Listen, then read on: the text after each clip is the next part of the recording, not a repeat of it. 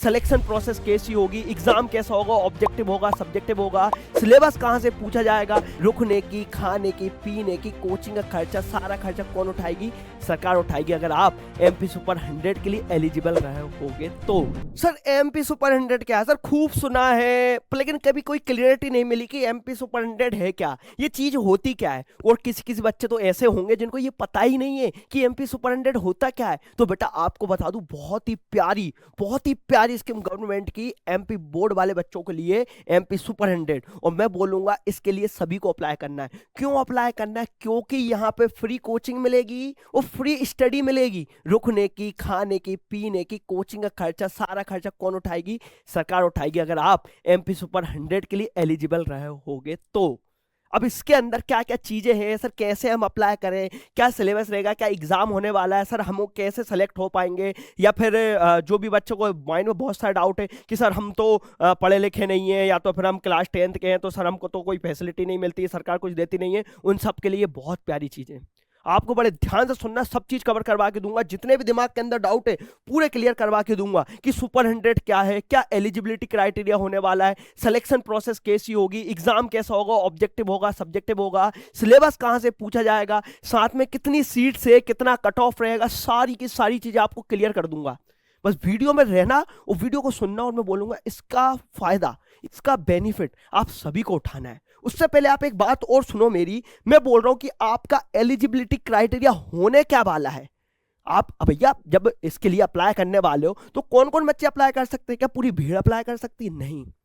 उसके लिए आप मध्य प्रदेश के सिटीजन होने चाहिए, इंडिया के सिटीजन तो हो ही, मध्य प्रदेश बोर्ड से आपने पेपर दिया होना चाहिए पहला, या आप गवर्नमेंट स्कूल में पढ़े हुए होने चाहिए, या आपके फाइनेंशियल वीकर फैमिली के होने चाहिए। मतलब क्या, जितने भी बच्चे सरकारी स्कूल में पढ़े थे या पढ़े हैं, उनके सारे की सारे बच्चे इस एमपी सुपर 100 के लिए एलिजिबल हैं।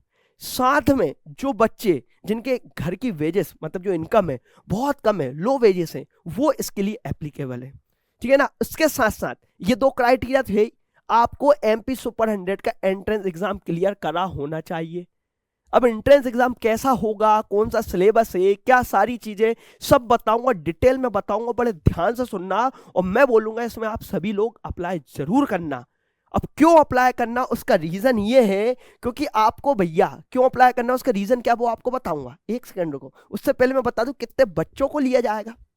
कितने बच्चों को लिया जाएगा भैया? एमपी सुपर 100 तो लिखा है, तो 100 बच्चे इंजीनियरिंग के, 100 बच्चे मेडिकल के, 100 बच्चे जो कॉमर्स बैकग्राउंड वाले हैं, अदर कॉम्पिटेटिव एग्जाम वाले, वो बच्चे। ठीक है ना। 300 बच्चे में से जेडब्ल्यू के लिए जो अप्लाई कर रहा है उसके 100 बच्चे लेंगे, 100 बच्चे नीट वालों को, 100 बच्चे क्लेड वाले के। अब ये लेंगे कैसे, क्या चीजें होने वाली है, उसके साथ साथ अपने को मिलने इसमें क्या क्या वाला है, अब आप वो सुनना क्या क्या मिलने वाला है, कैसे कैसे सब आपकी प्रोसेस होने वाली, सब बताऊंगा। ठीक है ना। अब मैं बात कर रहा हूँ भैया, सबसे पहले तो हमको तो ये बता दो गुरुदेव, इसके अंदर हमको मिलने क्या क्या वाला है। तो भैया कितनी प्यारी बात है, सुनो क्या लिखा है, फ्री रेसिडेंशियल कोचिंग। इसका मतलब क्या है, आपको फ्री कोचिंग मिलेगी इनकी जगह पे। इनकी जगह पे फ्री कोचिंग कैसी मिलेगी? देखो इनकी दो जगह हैं, वो कौन सी मैं अभी थोड़ी देर में रिवील करने वाला हूं। दो कोचिंग है ना, दो जगह है, इंदौर भोपाल में। वहां पे आपको सिर्फ जाना है, एग्जाम क्लियर करना, ऐसे बिल्कुल महाराजाओं की तरफ बैठ आना है। और उसके बाद आपकी कोचिंग का पैसा, आपके स्कूल का पैसा, है ना, आपके स्टडी मटेरियल का पैसा, और जहां तक कि आपको पॉकेट मनी भी दे रहे हैं। पॉकेट मनी मतलब आप एडिशनल कोई सामान खरीदो उसके पॉकेट मनी भी मिलेगी। ठीक है ना। क्या बोल रहा हूं भैया, आपको भोजन, आपका अकोमोडेशन, आवास, रुकने की जगह, खाने की चीजें, सब चीज आपको फ्री मिलने वाली है। एक्सपर्ट लोगों की गाइडेंस मिलने वाली है, और बहुत सारी सपोर्टिंग आपको दी जाएगी। ये क्यों दी जाएगी? क्योंकि यहाँ पे इक्वल अपॉर्चुनिटीज देना चाहती है सरकार। जो बच्चे सरकारी स्कूल में पढ़े हैं और जो प्राइवेट स्कूल में, किसी के पास पैसा है, किसी के पास नहीं है, तो गवर्नमेंट चाहती है कि जो नीचे वाले बच्चे ये भी उठ के ऊपर जाएं, तो ऊपर जाए, इनके लिए फैसिलिटी निकाल के दिए। तो भैया मुझे बताओ, एक एग्जाम क्लियर करना है और कुछ एलिजिबिलिटी क्राइटेरिया उसको फुलफिल करना है, और मुझे बताओ 10वीं के बाद आपका पूरा खर्चा सरकार उठा रही, तो क्यों नहीं करो इसके अंदर? करो ना इसके अंदर, क्यों नहीं कर रहे? करो करो करो करो। अब मैं बात करो भैया लोकेशन कौन कौन सी होने वाली है। भैया 2 जगह लोकेशन है इसकी। कैसे आपका प्रोसेस होगा, कैसा आपका एग्जाम होगा, वो सब मैं बाद में बताऊंगा। उससे पहले समझ लो कि कहाँ कहाँ की 2 जगह आपको मिलेगी। भैया जो मतलब एमपी के बहुत पिछड़े एरिया से भी आ रहे हैं, कोई गांव से भी आ रहे हैं, तो वो भी चाहते हैं कि हम इंदौर में पढ़ें, हम भोपाल में पढ़ें, अच्छी जगहों पे पढ़ें। तो उनके लिए बता दे रहा हूँ, यहाँ पे जब सिलेक्शन हो जाएगा आपको दो जगह मिलेगी, पहली आपकी भोपाल, दूसरी आपकी इंदौर। तो भोपाल के अंदर कौन सा स्कूल रहेगा, स्कूल में तो आपको एडमिशन मिलेगा, फ्री ऑफ कॉस्ट मिलेगा, सब कुछ पैसा सरकार देगी। ये स्कूल का नाम लिखा, आप गूगल कर लेना, इसका नाम देख लेना, फोटो देख लेना, सब मिल जाएगा। तो इस स्कूल में आपको भोपाल में रखा जाएगा, यहाँ पे फ्री चीज़ें प्रोवाइड की जाएगी, हॉस्टल की फैसिलिटी दी जाएगी, सब कुछ फ्री दिया जाएगा। और ऐसे यहाँ पे इंदौर का नाम लिखा, जो स्कूल का नाम मैंने यहाँ पे लिख दिया है, आप गूगल कर लेना, यहाँ पे सब चीज़ फ्री में मिलेगी। साथ में कोचिंग का पैसा भी मिलेगा। कोचिंग कहाँ, एलन वगैरह कोचिंग है ना, इससे शायद इनका टाइप है, तो वहाँ की आपको फ्री एजुकेशन प्रोवाइड की जाएगी। टाइप चेंज होता रहता है किसी किसी के साथ, कभी यहाँ से कर लिया, कभी वहाँ से कर लिया। तो ये दो जगह पे आपको लोकेशन मिलने वाली है। आगे देखो, अब मैं बात कर भैया क्लास 10th। अब इसका मेन कंपलसरी क्राइटेरिया ये है, अब पूरी भीड़ को तो अपन साथ में लेकर चल नहीं सकते बाबा, नहीं चल सकते ना बाबा। तो उसके लिए क्या है, क्लास 10th वाले बच्चे 50% मार्क्स परसेंटेज से थोड़ा ऊपर होने चाहिए, कंपलसरी है। 50% से ऊपर उसके अंक आने चाहिए क्लास 10वीं में, वो इसके लिए एलिजिबल है। एलिजिबल क्राइटेरिया मैंने क्या बताया था, सबसे पहले मैंने बताया था कि तो भैया वो तो गवर्नमेंट स्कूल से हो या लो इनकम वाली फैमिली से हो, ठीक है ना, लो इनकम वाली फैमिली से। और एमपी का जो सुपर 100 का एंट्रेंस एग्जाम होता है, एमपी का सुपर 100 का एंट्रेंस एग्जाम होता है, ये उसको क्वालिफाई होना चाहिए। साथ में क्राइटेरिया क्या, 50% उसके कंपलसरी होनी चाहिए क्लास 10 के अंदर। 50% तो बहुत नॉमिनल है यार, ऐसे ही आ जाते हैं, ठीक है ना। और आगे सुनो, इसके अंदर और क्या क्या डिटेलिंग की बात कर रहा हूँ मैं, बोल रहा सिलेक्शन प्रोसेस क्या है, डिटेल में सब बताऊंगा। क्या है, एंट्रेंस एग्जाम होगा, ऑब्जेक्टिव टाइप क्वेश्चन होगा, नेगेटिव मार्किंग नहीं है। एंट्रेंस एग्जाम कितने समय का होगा सब बता रहा हूँ। मैंने क्या बोला, आपका एंट्रेंस एग्जाम होगा, नेगेटिव सब बता रहा हूँ, उसको सुनना। अब जो एग्जाम की बात कर रहा हूँ, एग्जाम की बात कर रहा हूँ बेटा, एग्जाम कैसा होने वाला है आपका, एग्जाम आपका होने वाला है भैया ऑब्जेक्टिव टाइप क्वेश्चन होने वाला है, बहुविकल्पिक प्रश्न वाला पेपर होने वाला है। आपका ऑब्जेक्टिव टाइप क्वेश्चन 100 क्वेश्चन रहेंगे, जिसके मार्क्स कितने, 100 मार्क्स हैं। ये बेसिक, ये पेपर पता है कितने मार्क्स का होता है, किसी को पता है? पता हो तो मैं लिखने से पहले कमेंट पे सेक्शन में लिखो कितने मार्क्स का होता है। ये पेपर होता है बेटा आपका 150 मार्क्स का। अरे सर 150 मार्क्स का होता है, हाँ तो भैया 150 मार्क्स का पेपर होता है। 100 नंबर के आप जो ऑब्जेक्टिव रहेंगे, कौन कौन से सब्जेक्ट करेंगे मैं आपको ये भी बताऊंगा, कहां से पढ़ना है, कैसे पढ़ना है, सब बताऊंगा। बस आपको पढ़ना है। 150 नंबर इसका पूरा एग्जाम रहता है, जैसे कि आपने देखा क्लास 10th का 500 नंबर का टोटल रहता है, ऐसे यहाँ पर 150 नंबर का रहता है। 100 नंबर का ऑब्जेक्टिव रहेगा। उसके बाद जो आपके 50 नंबर बचे, 50 नंबर बेटा आपके परसेंटेज से लिए जाएंगे। आपके परसेंटेज के अकॉर्डिंग 50 नंबर में से आपको मार्किंग दी जाएगी।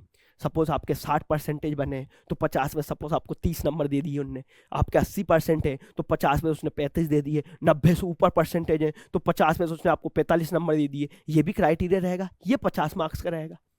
ये मत समझना कि आपने भैया 50 मार्क्स में तो दिक्कत हो जाएगी। एंट्रेंस एग्जाम है आपका, ऑब्जेक्टिव क्वेश्चन है, यहाँ पे आप फोड़ सकते हो, आराम से फोड़ो। तो 150 नंबर का पेपर होगा। उसके साथ साथ मैं बात कर रहा हूँ कि इसका एग्जाम ड्यूरेशन की बात कर रहा हूँ, एग्जाम का समय कितना होगा। भैया एग्जाम का आपका समय होने वाला है 2.5 घंटे, 2.5 घंटे एग्जाम होगा। अब मेरी एक बात सुनो तुम, 100 क्वेश्चन हैं और 2.5 घंटे मिल रहे हैं। कैलकुलेट करके देखो, अगर कोई मेरे साथ मैथ्स पढ़ा हो तो दिमाग में कैलकुलेट कर सकता है कि भैया 1 घंटे में तो 60 मिनट होती है, 2 घंटे में 120 मिनट हो गई, और 30 मिनट और ऐड कर लो 150 मिनट हो गई। 150 मिनट में आपको 100 क्वेश्चन सॉल्व करना है। तो अब इस हिसाब से आप कितने करोगे भैया, 1.5 मिनट मिलेगा एक क्वेश्चन को सॉल्व करने का। तो सोचो कितना नॉमिनल, मतलब कितना बेनिफिशियल टाइम है यार। कोई कॉम्पिटेटिव एग्जाम दोगे ना तो ज़्यादा मतलब कम समय मिलता है, 30-40 सेकंड में क्वेश्चन को सॉल्व करना है, यहाँ पे तो 1.5 मिनट मिल रहा है। लेकिन ये पेपर इजी नहीं होने वाला है ना। नहीं तो समझो पेपर इजी, थोड़ा सा टिपिकल टाइप का पेपर बनेगा, थोड़ा टफ पेपर बन सकता है इसका, ठीक है, थोड़ा टफ पेपर भी बन सकता है, लेकिन बहुत इजी रहेगा। क्लास 10th का है ना, तो क्लास 10th का ही पूरा सिलेबस रहेगा। वो कैसे कैसे सिलेबस रहेगा मैं आगे बस बताने वाला हूँ। और एक बात जरूर ध्यान में रखना, किसी ने अगर मेरे ध्यान दिया हो लास्ट स्लाइड में, तो मैंने बोला जो नेगेटिव मार्किंग होती है, नेगेटिव मार्किंग होती है, आपकी नेगेटिव मार्किंग नहीं रहेगी। बहुत सारे बच्चों को डाउट है, तो नेगेटिव मार्किंग आपकी नहीं रहेगी। नेगेटिव मार्किंग ये होती है, सपोज एक क्वेश्चन है आपने वो गलत कर दिया, गलत कर दिया तो गलत करने पे भी उसके नंबर कट जाते हैं। सपोज 100 क्वेश्चन थे, 100 में से आपने 80 सही करे और 20 गलत किए, तो 20 क्वेश्चन गलत किए तो 20 नंबर नेगेटिव मार्क हो जाते हैं। तो यहाँ पे नेगेटिव मार्किंग नहीं है। तो सभी से ये बोलूंगा 100 क्वेश्चन है ना, 100 की 100 अटेम्प्ट करके जाओ। जैसे कि आपके बोर्ड्स एग्जाम में आपके 25 से 30 एमसीक्यूज आते हैं, तो आप गलत करो चाहे सही करो, है ना, गलत हो जाता है वो गलत कर देता है, उसका नंबर नहीं काटता है। तो ऐसा ही सेम यहाँ पे होने वाला है। लेकिन बहुत से कॉम्पिटेटिव एग्जाम ऐसे होते हैं जहाँ पे नेगेटिव मार्किंग भी होती है, लेकिन यहाँ पे नेगेटिव मार्किंग आपकी बिल्कुल नहीं है, ठीक है ना। अब मैं बात करूं भैया, लेकिन जो एग्जाम होने वाला है इसमें पूछेंगे क्या, वो क्या पूछेंगे, ये तो पूछेंगे हलवा बनाने की रेसिपी, लेकिन अच्छे क्वेश्चन पूछेंगे। वो कहां से पूछेंगे वो देखना। अब मैं बात कर रहा हूं भैया किस किन बच्चों के लिए बात कर रहा हूं। पहला मैं बात कर रहा हूं भैया जो जेडब्ल्यू की बात कर रहा हूं, दूसरा जो नीट की प्रिपरेशन करेंगे, तीसरा जो क्लेट की प्रिपरेशन करेंगे। तो यहाँ पे बड़े ध्यान से सुनना, बड़े ध्यान से सुनना। मैंने क्या बोला, जेडब्ल्यू में आपका फिजिक्स पूछा जाएगा, केमिस्ट्री पूछा जाएगा, मैथ्स पूछा जाएगा। अरे गुरुदेव हमने तो जेडब्ल्यू कभी आज तक तैयारी नहीं करी। अरे भैया जेडब्ल्यू की तैयारी तो वो करवाएंगे ना, नीट की तैयारी तो वो करवाएंगे ना, आपको कुछ नहीं करना है। बस उन्हें ये बोल दिया जो भैया जो जेडब्ल्यू की तैयारी करना चाहता है उसके सिलेबस में आपका फिजिक्स रहेगा, केमिस्ट्री रहेगा, मैथ्स रहेगा। फिजिक्स 30 मार्क्स का रहेगा, 30 मार्क्स का केमिस्ट्री रहेगा, 40 मार्क्स का मैथ्स रहेगा। तो ये मिला के 100 मार्क्स हो गए। और बहुत ईजी था पता है, यहाँ से फिजिक्स में लाइट वाला जो प्रकाश वाला होता है ना, परावर्तन अपवर्तन रिफ्लेक्शन रिफ्लेक्शन ऐसे क्वेश्चन पूछेंगे यहाँ पे।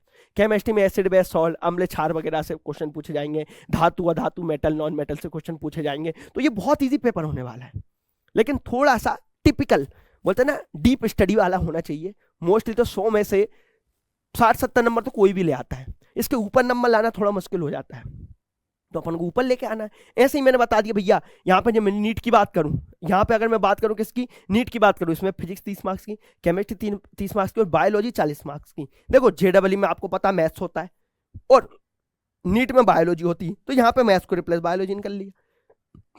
अब इस एग्जाम की बात करूँ, इसमें क्या होगा भैया, रीडिंग कंप्रेशन होगा। पैसेज जो आप पढ़ते हो ना, पैसेज का अनसीन पैसेज करते हो, उसी को रीडिंग कंप्रेशन बोलते हैं। कितने मार्क्स का, 25 मार्क्स का होने वाला है। साथ में एसएसटी और जी के 25 मार्क्स का होने वाला। उसके बाद मैथ्स 25 मार्क्स का होने वाला है, करंट अफेयर्स 25 मार्क्स का होने वाला है। तो यहाँ पे मैंने आपको बता दिया कि कौन कौन से सब्जेक्ट की प्रिपरेशन करनी है। आपको डिटेल सिलेबस अगर चाहिए हो तो बोल देना, कमेंट में लिख देना, गुरुजी हमको डिटेल सिलेबस बता दो या हमको इसकी तैयारी करवा दो, मैं आपको बहुत अच्छे से बहुत प्यारे तरीके से गाइड कर दूंगा, ठीक है ना। उसके आगे की बात सुनो। आगे की बात मैं बोल रहा हूँ भैया, आप फॉर्म भर रहे हैं तो कुछ फीस रहेगी। फीस इतनी नॉमिनल है, मुझे बताओ आप 100 से 150 रुपये नहीं दे सकते क्या? 100 से 150 रुपये में फॉर्म भरोगे, आपके जीवन भर की पढ़ाई फ्री, जीवन भर की पढ़ाई फ्री, खाना फ्री, रहना फ्री, कपड़े free, study material free, pen का पैसा फ्री, कॉपी का पैसा फ्री, सब कुछ फ्री। 100 रुपए की फीस है, 150 रुपए की 125 कुछ ऐसी रहती है, आप उसको फिल कर देना, है ना। फॉर्म फिल कब कर पाओगे आप? फॉर्म फिल कर पाओगे रिजल्ट आने के बाद। जैसे कि आपका रिजल्ट आता है ना, उसके बाद, जैसे कि यहाँ पे देखा जाए तो मई के एंड तक ये फॉर्म फिल होंगे। कहाँ पे फिल होंगे मैं आपको बताऊंगा, कैसे फिल करना वो मैं आपको बताऊंगा। फॉर्म फिल होंगे, फॉर्म फिल करना, रिजल्ट के बाद फिल करना, इसको रेगुलरली विजिट करते रहना साइट पे। बाकी मैं आपको अपडेट देता रहूंगा पूरा पूरा, ठीक है ना। उसके बाद मेरा एग्जाम डेट कब रहेगी भैया? इसके एग्जाम होंगे जून में। मुझे बता, जब आप 11-12 की तैयारी कर ही रहे हो तो एक काम ये कर लो ना कि भैया इसकी भी तैयारी कर दो थोड़ा। 10th में जो पढ़ा वही की वही तो पूछने जा रहा है यार। कितना इजी चीज थी 10th में अपन ने पढ़ी, जिन्हें अच्छे से पढ़ा होगा उसको पता होगा 10th कितनी इजी थी। वही क्वेश्चन पूछ जाएंगे और आपकी पूरी पढ़ाई फ्री हो रही है। मैं होता तो भैया मैं तो कूद जाता। अरे मुझे तो चाहिए भैया फ्री का, फ्री का तो चाहिए मुझे। सरकार दे रही तो लूंगा भैया, मेरा हक है, मेरा अधिकार है, मेरा फंडामेंटल राइट्स है बोले तो, है ना। अब आगे देखो, अब मैं बात कर रहा हूँ भैया किसकी, कट ऑफ की बात कर रहा हूँ। मैंने आप सभी से एक बात क्या बोली थी भैया, आपका पेपर कितने का होगा, आपका टोटल कट ऑफ कितने का रहेगा? 150 नंबर कट ऑफ नहीं, पूरा पेपर आपका जो था 150 मार्क्स का होता है। अच्छा 150 मार्क्स का होता है, जिसमें से आपके 100 कैसे होंगे? 100 आपके ऑब्जेक्टिव क्वेश्चन होंगे, बहुविकल्पिक प्रश्न होंगे। और 50 नंबर कहाँ से मिलेंगे आपको? 50 नंबर मिलेंगे आपके परसेंटेज के बेसिस पे। अच्छा, तो 100 ऑब्जेक्टिव होंगे, कोई नेगेटिव मार्किंग नहीं, 50 आपके परसेंटेज के बेसिस पर रहेंगे, तो 150 नंबर टोटल हो जाते हैं। तो यहाँ पे देखो भैया, जो बच्चा जनरल में आता हो, जनरल में आता तो 120 से ऊपर कट ऑफ जाता है। अब देख लो, अब बच्चे चाहिए तो सबको फ्री में है, देखो टूट पड़ते हैं यहाँ पे। मुझे बताओ 120 से ऊपर कट ऑफ जाता है, लेकिन बहुत ईजी। मैं तो बोल रहा आप 150 में से 150 ना ले आओ। 150 में 150 तो आएंगे नहीं, क्योंकि आपके परसेंटेज 95 से ऊपर तो बहुत से लोगों के बनेंगे, कोई किसी के नहीं बनेंगे। लेकिन 150 के नीचे ही रहेंगे, 140 के समथिंग नंबर आते हैं सबके। तो देखो जनरल वालों के 120 नंबर से ऊपर कट ऑफ जाता है। जो भैया एसटी एससी ओबीसी में आता है 105 से लेके 115 तक के बीच में कट ऑफ जाता है। 100 नंबर का पेपर है, 70% भी अगर आपके बने, 70% आपके 20 25 30 मार्क्स, 30 मार्क्स हो गए 70% के, तो 30 मार्क्स तो वो हो गए। अब लाना कितने, अब 100 मार्क्स का पेपर है, उसमें से अगर आपने 60 नंबर भी ले आए तो 90 ही हो गए। 60 मत लाओ, 100 में से आप ले आओ 80 ले आओ, आपका कट ऑफ ऑटोमेटिक क्लियर है, ऑटोमेटिक क्लियर है। अब मेन बात आती है भैया क्या, अब भैया मेन बात आपकी, आपको इसको अप्लाई कैसे करना है, अप्लाई कैसे करना है ये समझना आपका। आप गूगल पे जाना mpsos.nic.in, इसको आप क्या करना, गूगल पे जाके लिखना, यहां पे जाके आपको अप्लाई करना। अप्लाई कैसे करना है आपको ऑलमोस्ट आता होगा, नहीं आता होगा तो आप मुझे बता देना कि गुरुदेव इसको अप्लाई कैसे करें, चीजें कैसे करें, वो सब मैं आपको बता दूंगा। तो एमपी सुपर 100 का ओवरऑल आपका ये था कि आपको सरकार फ्री अकोमोडेशन देगी, रुकने की जगह देगी, भोजन देगी, है ना, आपको रहने खाने पीना कपड़ा लत्ता सबका पैसा देगी, साथ में आपको कुछ पॉकेट मनी तो नहीं, इसको अपन स्कॉलरशिप बोलते हैं, कुछ स्कॉलरशिप भी देगी, जैसे कि आपको 10th में कुछ स्कॉलरशिप मिली थी, बुक्स वगैरह लाने के लिए पैसे वगैरह जो सरकार हेल्प करती है वो मिलेगी, है ना। साथ में आपको जेडब्ल्यू की तैयारी कराएंगे, जेडब्ल्यू कर रहे हो तो नीट की तैयारी, क्लेट है तो क्लेट की तैयारी करवाएंगे, तीनों एग्जाम की आपको तैयारी करवाएंगे और फ्री ऑफ कॉस्ट करवाएंगे और अच्छे इंस्टीट्यूशन से करवाएंगे, है ना। आपको क्या आपको मतलब फ्री इंस्टीट्यूशन से तो आपने करवाएंगे, आपको जो गाइडेंस होती है, गाइडेंस आपको फ्री मिलने वाली है ना। जो एक्सपर्ट लोग होते हैं, एक्सपर्ट टीचर होते हैं, वो आपको गाइड करेंगे, वो आपको पढ़ाएंगे, आपको पता चल गया एग्जाम कितने मार्क्स का होता है, क्या मार्क्स का होता है, क्या कट ऑफ आता है, ये सब आपको पता है। तो इसका फायदा क्यों नहीं उठा रहे हो यार, क्यों एक एग्जाम से डर रहे हो, क्लास 10th में आपने एग्जाम देखा तो ये एग्जाम क्यों नहीं दे रहे हो, ये बताओ।